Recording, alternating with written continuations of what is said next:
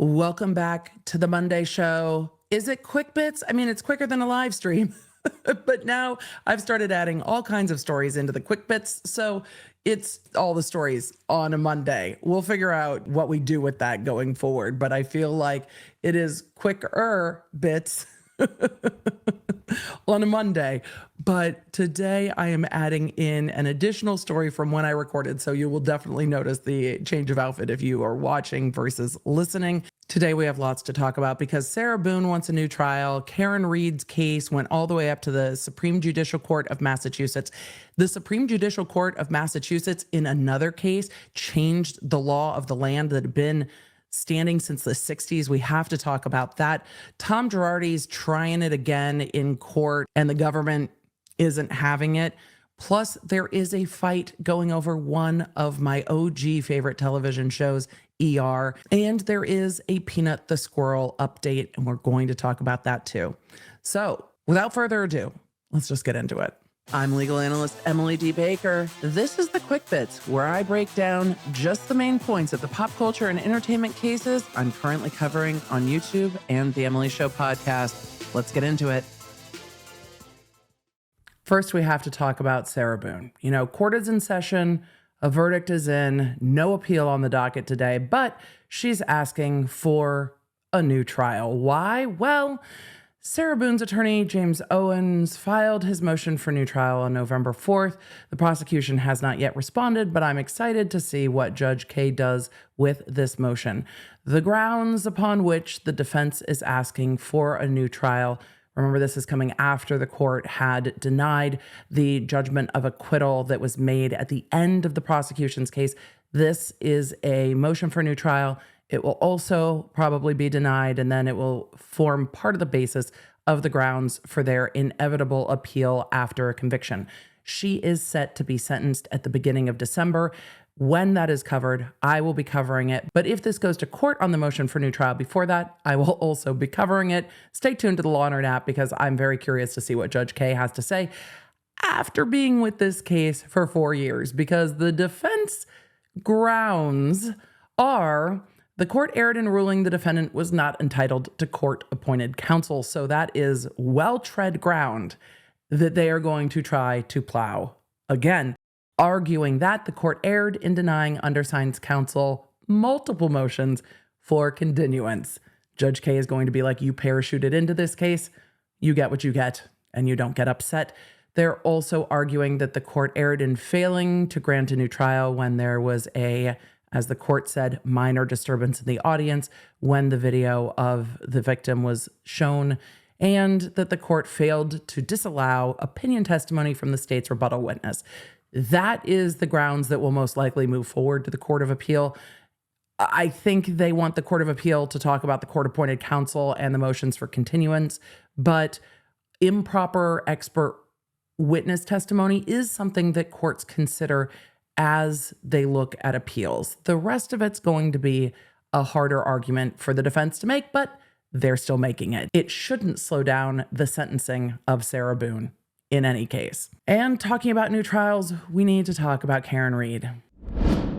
Karen Read's appellate counsel, Mr. Weinberg, appeared before the Supreme Judicial Court of Massachusetts, sitting en banc in the full panel of judges to pepper both sides with questions. If you didn't watch that on my live stream channel, you should absolutely check it out.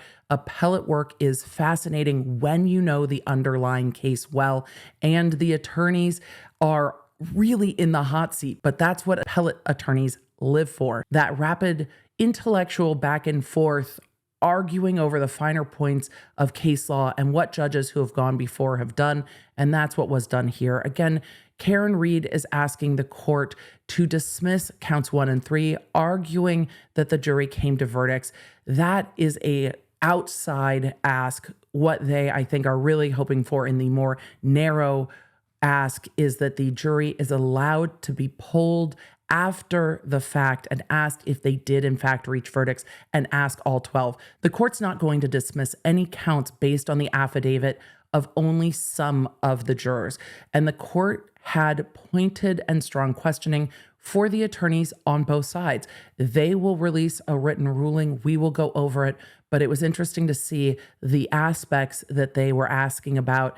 And ultimately, what the defense, I think, is hoping for most is to be allowed to talk to those jurors. And I would like to see that too. But the court clearly was negotiating how fine of a line is this to ask jurors about the result of their deliberation and not tread into that impermissible ground of asking jurors about their deliberation. I think there's a distinction there, but will the court think that there's a distinction with or without a difference? That we will see. But we're going to be talking about the Massachusetts Supreme Judicial Court in just a moment, and they have tread some new grounds in another case. And an argument that was very similar to an appellate court, Idaho was incredibly busy this week in the Bryan Kohberger case. Kohberger's attorneys are arguing all of their penalty motions. Bryan Kohberger has been charged with the 4 murders of the students from the University of Idaho. The state filed their intent to seek the death penalty if he's convicted. So those motions are before the court now. The defense is seeking on a fleet of motions, different ways to strike the death penalty. Some arguments based in policy, some arguments based in law, but arguments to preserve really the argument if he is convicted, if he is sentenced to death, and then it goes up on appeal, which in capital cases, the appeal process is lengthy and often decades long, as we've seen in other cases. So with these arguments, most of them I anticipate will be denied, if not all, by the court, but it was an opportunity for the defense to preserve every possible avenue to argue on appeal if there is a conviction. And during the live stream, some were like, why are we even talking about this yet? It hasn't gone to trial yet. Preparation for attorneys for a capital case that's going to proceed with a guilt phase first to determine if the person charged did the thing charged. Then you go to a sentencing or a penalty phase. Preparing for a trial with those 2 different parts, those bifurcated parts of trial, is much different than preparing for a non-capital trial. There are different requirements from defense counsel. There are much different notices from the prosecution, and the jury is asked to make different decisions at different phases of the proceedings. It changes the trajectory of the case, the level of preparedness that is required from the defense, because they're really preparing for 2 trials, both the guilt trial or the guilt phase trial and the penalty phase trial, where if capital punishment is off the table, it reduces the amount of witnesses that the defense needs to seek to bring in that second part. And it changes the way you select a jury and the time taken to select a jury. So these are important motions to be heard now, and this is the time. But what was most surprising to me is Ann Taylor asking to strike the death penalty, arguing about Bryan Kohberger's right to speedy trial, and then asking that the speedy trial right be reinstated and the trial date be moved forward after we've seen her argue so much that the trial date needs to push backwards.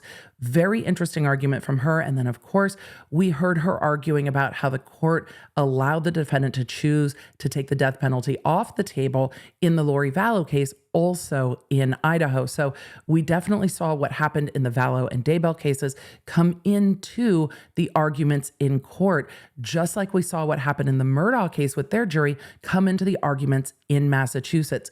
Attorneys are paying attention to what's happening in these other cases, some of which we've been paying attention to as well. What will the judge do in Kohberger? Well, he's going to issue written rulings. It's likely that those rulings will be denied and the case will move forward as it is, with motions to be heard again in January. Currently, that case is set to begin trial in August of 2025 and last through November of 2025. And in lawyers treading over ground that's unlikely to change anything, we've got to talk about Tom Girardi. I mentioned in a previous episode that Tom Girardi's attorneys had filed both a renewed motion for new trial and a renewed motion for judgment of acquittal. Well, the government is unimpressed by the defense's request and insistence that Tom Girardi was not competent. In fact, the government said multiple times that the court had a fulsome record. Yes, multiple times dropping the fulsome. And they also said that Tom Girardi's behavior in trial and his testimony in trial indicates that he knew exactly what was happening, including the government quoting overhearing Girardi saying to his lawyers, quote, his ass is on the line and he needs to testify. They also talked about the fact that during trial, Tom Girardi was taking copious notes and was very engaged with the process. The determination for competency centers around a very low standard of whether or not the defendant knows what is happening and can assist counsel. So his demeanor in trial is really what the government focused on. They also said that the defense didn't bring any new information forward. The court has already ruled on this and continued to keep an eye on this and found no evidence that Tom Girardi was not competent to stand trial. So the prosecution is unpersuaded, and it's likely that the court will deny these motions before heading forward to sentencing. We have not seen those sentencing memorandums yet, but I'm curious to see how much time the government is asking Tom Girardi spend in prison. And I'm curious to see the defense request, which will probably be for no prison time, but we will see. This all comes after his co-defendant, the CFO in this case, took a plea deal, and we will see what his sentencing is, but he's set to be sentenced after Tom Girardi. I just wonder if they're going to talk about his conviction on Real Housewives of Beverly Hills next season. But in other TV news, if you love my discussions of reality TV, I'm going to link below 2 podcasts I was recently on with my friend Nick Viall of the Viall Files, talking about updates in the Diddy case and everything going on with Real Housewives of Orange County. And I was on So Bad It's Good with Ryan Bailey, and we had a conversation of all things reality TV and updates in the law, and those will be linked below if you want to follow along with our discussions of reality TV, because you know how much I love it, and it's been so busy with criminal trials that we haven't gotten nearly enough discussion of reality TV lately. But don't worry, I have not forgotten my love of reality TV, and not just reality TV. Have you seen the lawsuit over ER? Well, Sherry Crichton, the widow and executor of the estate of ER creator Michael Crichton, is saying that the upcoming medical drama on Warner Brothers Discovery, The Pit, is a ripoff of ER. Well, Warner Brothers Discovery disagrees and just filed an anti-slap motion, and I haven't really seen special motions to strike used in this type of a copyright dispute. Normally we see them in more speech-related issues, but we did see Ariana Madix file a special motion to strike or an anti-slap motion in California with regard to Rachel Levis's lawsuit against her, and the court denied that, and then it was appealed by Ariana. This special motion to strike by Warner Brothers is to say that the court cannot find that the concepts in The Pit, a medical drama, is a ripoff of ER and violates the copyright of ER. But what we learn is that Sherry Crichton actually sat down with HBO Max to reboot ER and said that when negotiations broke down, they just took the concept and ran with it. This is not a complaint that is new in Hollywood by any means. The filing by Warner Brothers says that the shows only share basic or generic elements that are common in the medical genre. They're like, it's a genre. This is similar to the arguments we saw from Messi's hydration drink, Moss by Messi, saying, look, the elements of a bottle or a label or a logo are so common in the space that it's not copying. It's just that's what's common in the space. Similar arguments here, saying a medical drama is a medical drama, whether it's ER, The Pit, or whether it's Grey's Anatomy, Chicago Med, or House. They even talked about the fact that just because Noah Wyle is in 2 shows, The Pit and ER, doesn't mean it's a ripoff, because they talked about Mark Harmon being a doctor in St. Elsewhere and also a doctor on Chicago Hope, as well as Omar Epps playing a doctor on ER and House, saying that actors play doctors isn't something that can be protected by copyright, and they are asking that the entire lawsuit be thrown out. And representatives for Sherry Crichton said that this was a clear attempt by Warner Brothers to not go forward into Discovery. Look, man, I love ER. I also love the Jurassic Park movies. So if you are interested in this TV drama and want to get into the nuts and bolts of some copyright exploration, let me know in the chat and we might need to do a deep dive on this one. First, I have to remind you to stay tuned to the Law Nerd app because there is a lot of information coming this week about 2025 and scheduling in 2025 and some exciting updates from the Law Nerd Shop 2.0 as well. It's something that Team Baker's been working on for most of the year. Yes, sometimes it takes us that long to do things. Why? Well, there's times when I get busy and then am completely focused on one thing versus another, but I am so excited to bring you Law Nerd Shop 2.0 and some updates to how we are doing all of the content and live streams. So make sure that you are tuned in at lawnerdapp.com, free for iOS and Android. It was one of the huge projects that the team built out, and I'm so excited that it's there. And if you want to go more in depth with the Law Nerd app, you can always head to lawnerdlounge.com and access our private member space of the Law Nerd app if you are so inclined. So stay tuned because there's lots to come this week and in the weeks that follow. So in an update from last week's story regarding Peanut the Squirrel, who I see from the comments, a lot of you followed on social media because don't we all love our feel-good animal content? So when it takes a turn for the not feel-good animal content, it is disorienting. All of us just want to watch cute animal videos on the internet. Maybe it's just me. Maybe it's just my comfort watch. You let me know. But as things can happen when there is quite a lot of outcry, we have now seen an investigation opened into how this all went down, especially because Peanut's owner indicated that when the department came to seize Peanut the Squirrel, they were wearing thick gloves appropriate to handling animals, and why they needed to euthanize Peanut, or why they say they needed to euthanize Peanut to test for rabies, which is the only way to test for rabies. But why did they need to do all of that is still a looming question. And the New York Department of Environmental Conservation has launched an investigation to try to figure out how this all went down, what happened, and what went wrong in this investigation. So we will see what comes from that. I hope there will be some clarity. They still haven't updated the test results from the rabies test that they said that they did. So we will see what happens there. But also, a New York State assemblyman introduced quote unquote Peanuts law to, at a minimum, require a mandatory 72-hour waiting period before any sanctuary animals are euthanized, and also to streamline some of the processes to allow for sanctuary animals vis-a-vis someone keeping animals as a pet that are not pet allowed animals. So according to the Associated Press and others, that has been introduced into the New York State Assembly, and we will see if this prompts legal changes.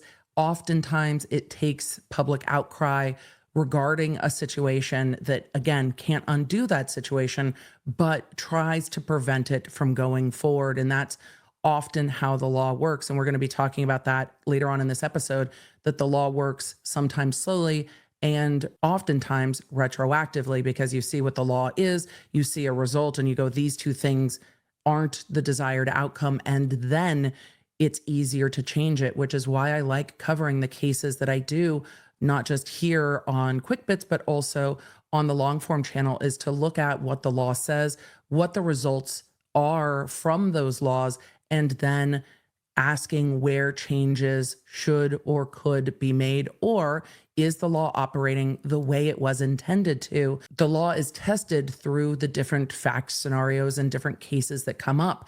Though it doesn't undo the things that have happened, it tries to prevent them going forward. And I wonder what we will see in New York and possibly other states with regard to sanctuary animals, allowance for sanctuary animals, and how that will all play out, and how clear the process is for allowing that in the appropriate setting. So we will see what the New York State Assembly does with Peanut's Law, the Humane Animal Protection Act, being introduced in New York.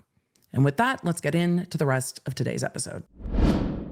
Thank you to today's sponsor, Lume. Look, one of the things I love about Lume is it doesn't matter if I am working the snack bar at a football game or throwing my hands in the air like I just don't care at my favorite concert. I was not worried about whether or not I had BO as I was sweating like you will not believe, jumping up and down and having the best time.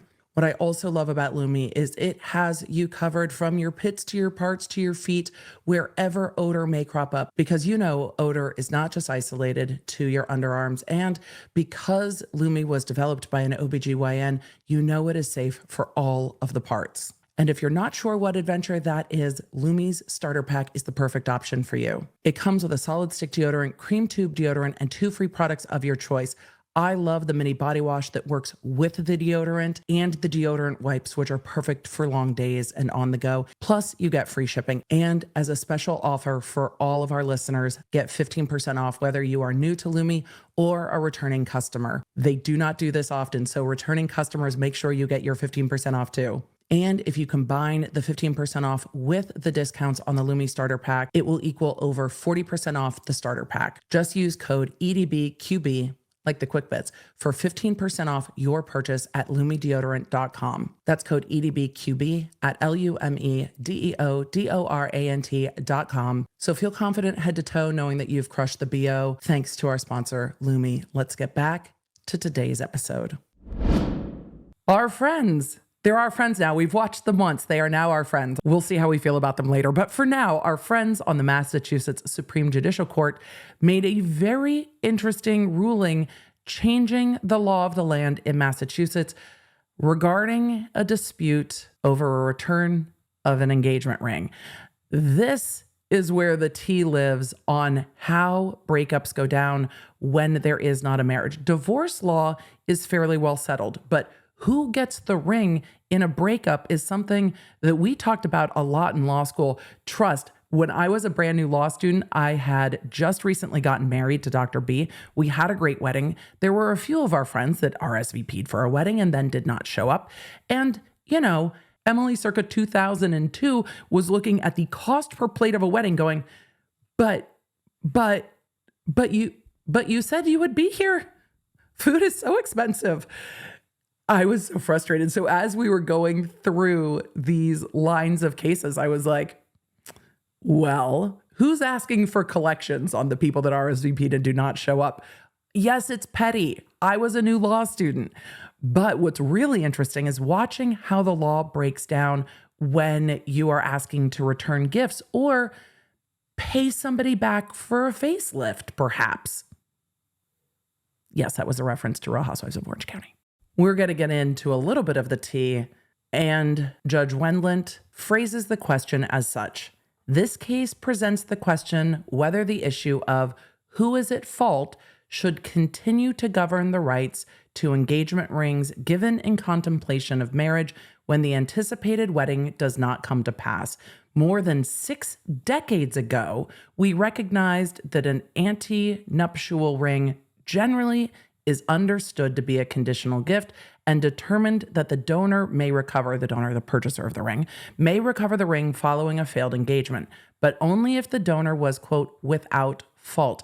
And that is coming from a case, DeCiccio versus Barker from 1959. So the law of the land in Massachusetts was, if you are not at fault in the breakup and you are the one who gave the ring, you can get the ring back. But if you're at fault, no ring for you.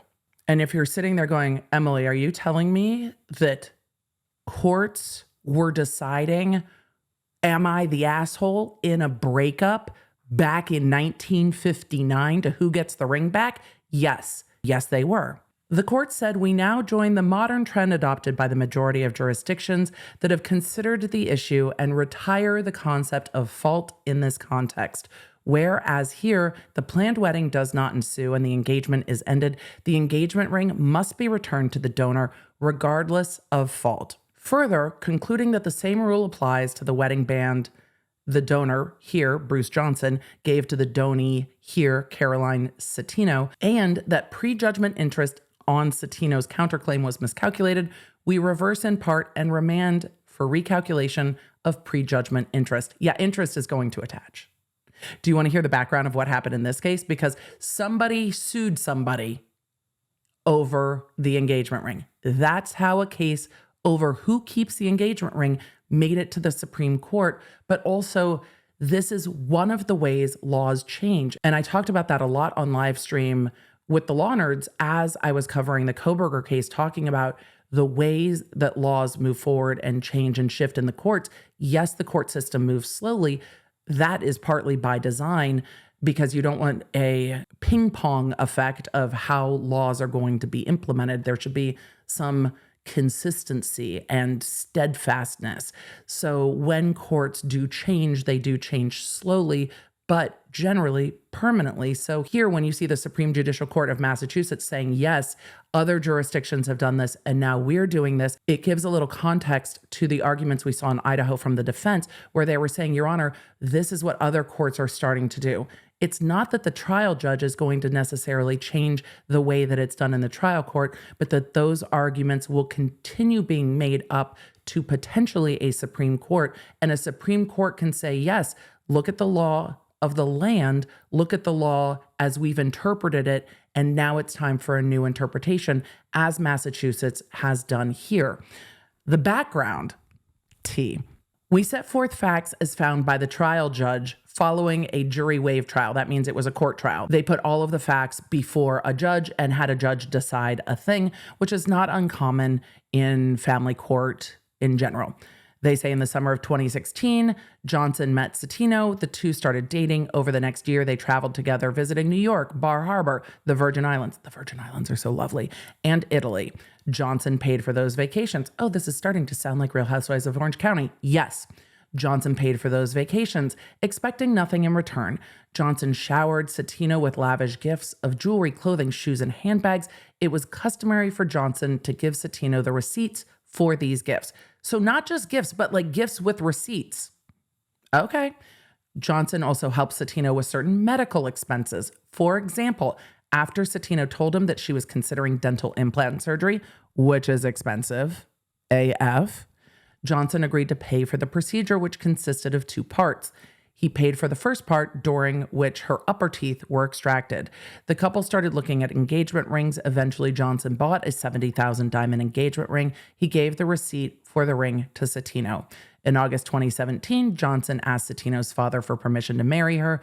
Later that month, Johnson asked Citino to marry him, presenting her with a diamond engagement ring at a prearranged dinner at a restaurant on Cape Cod. When I said all of the details, yes.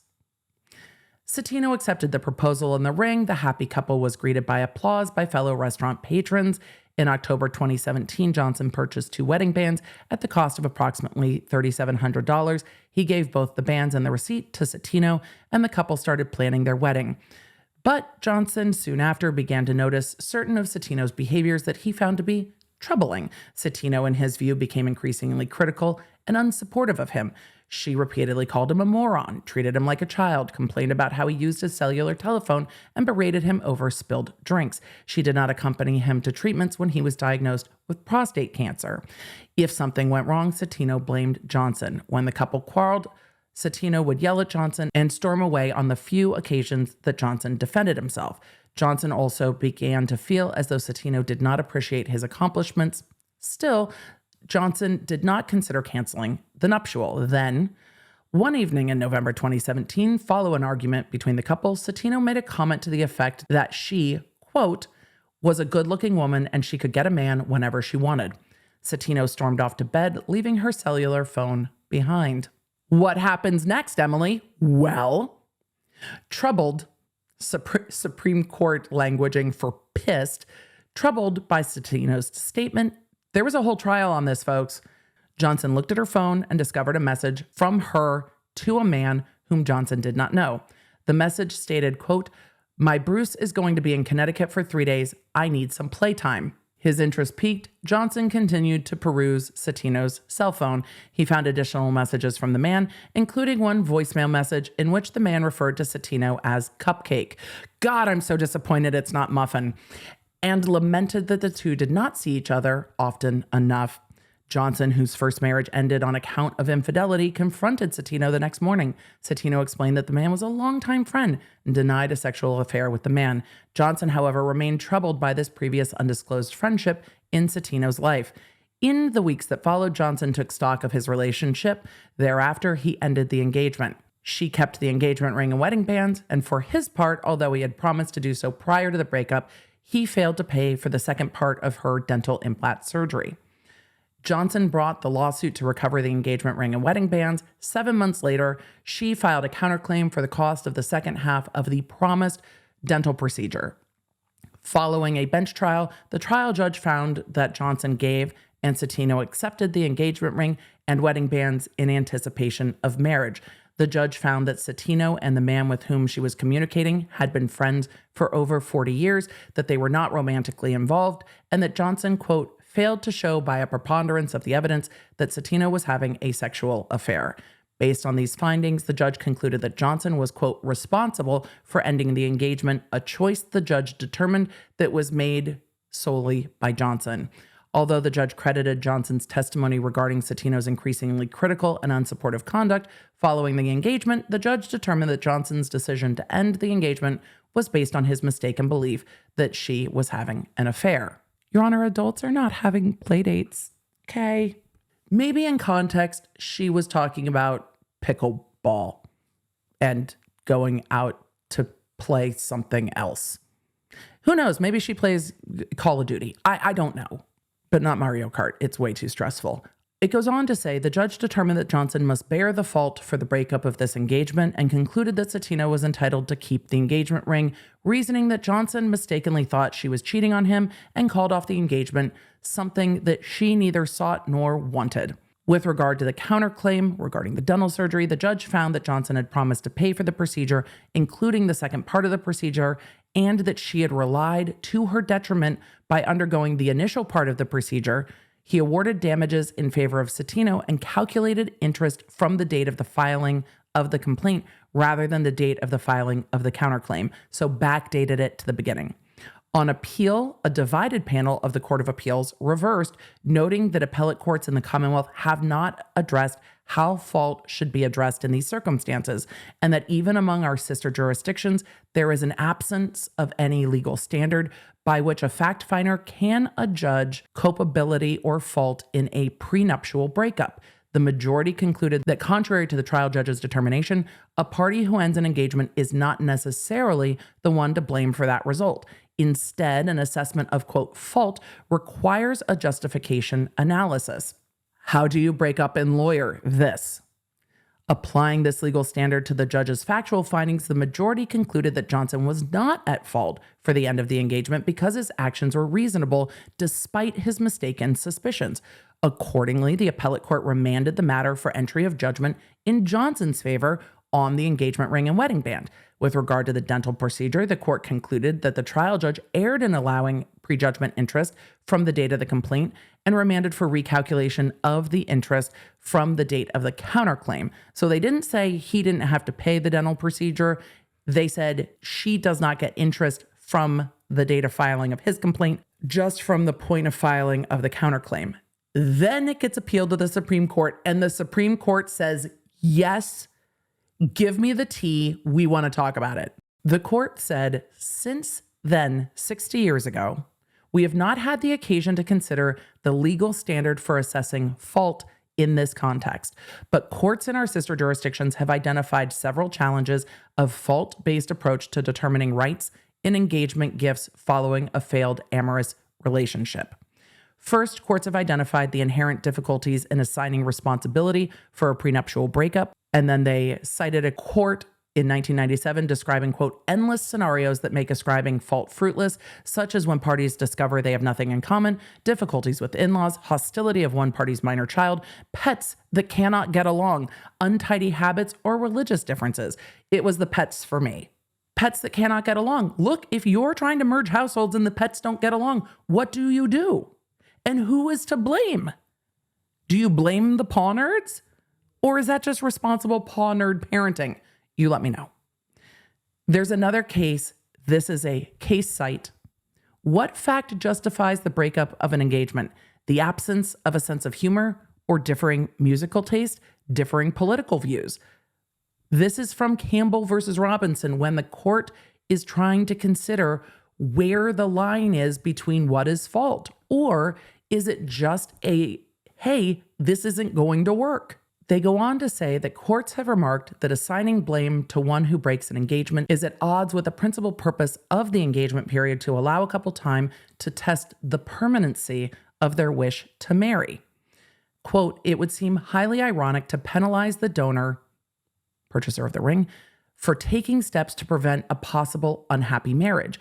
Indeed, in one sense, the engagement period has been successful if the engagement is broken, since one of the parties has wisely utilized that time so as to avoid a marriage that in all probability would fail.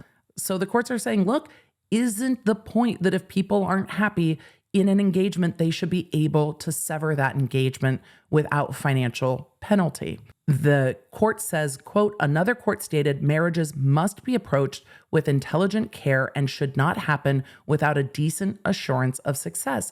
When each party lacks that assurance for whatever reason, the engagement should be broken. No justification is needed. Fault, impossible to fix, does not count. The court goes on to say that courts have determined where the question of fault has become largely irrelevant to divorce proceedings, it should also be irrelevant to the breakup of an engagement, because courts have largely abolished assigning fault to a party. You'll hear it referred to as no-fault divorce.